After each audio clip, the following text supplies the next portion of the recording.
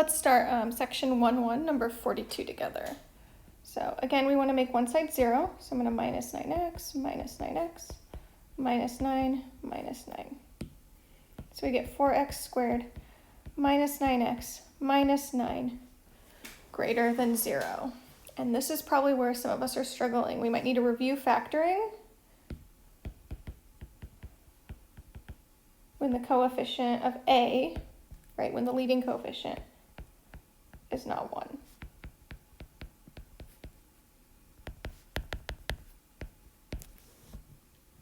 So overall the rule, let's say we have ax squared plus bx plus c. We're going to find a product of a times c. So the product is no longer c, it's a times c. And then we want b to be the sum. But these aren't my factors, so there's going to be a few more steps. So let's do that part first. So a times c. So we want a product of 4 times negative 9, or negative 36 in this example. And we want a sum of negative 9. So take a quick second, think of some things that might work, right? It looks like, pause it if you want to try this, otherwise I'm going to tell you. I think we get negative 12 times 3, and then negative 12 plus 3 is negative 9.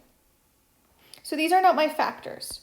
So the trick with these ones is we're going to take 4x squared minus 9x minus 9, and you rewrite the middle term with negative 12 and 3. So it's a little bit longer when we don't have a coefficient. When we have a coefficient, sorry. So it's not like it's x minus 12, x plus 3. It's just the middle term is rewritten. So we'll get 4x squared minus 12x plus 3x minus 9. And that's allowed because minus 12x plus 3x is still negative 9x. And then what we're going to do is we're going to do this thing called factor by grouping.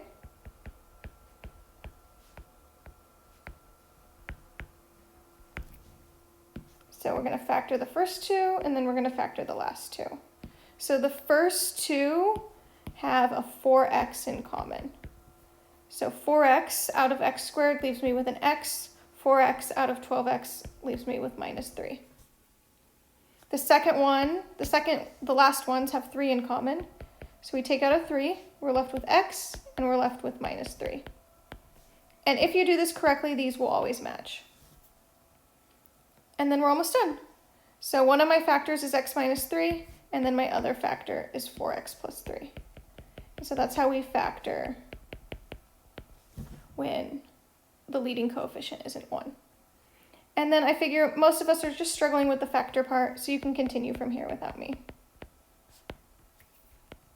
I want to make sure you guys get that practice. But you got this. Let me know if you have any questions.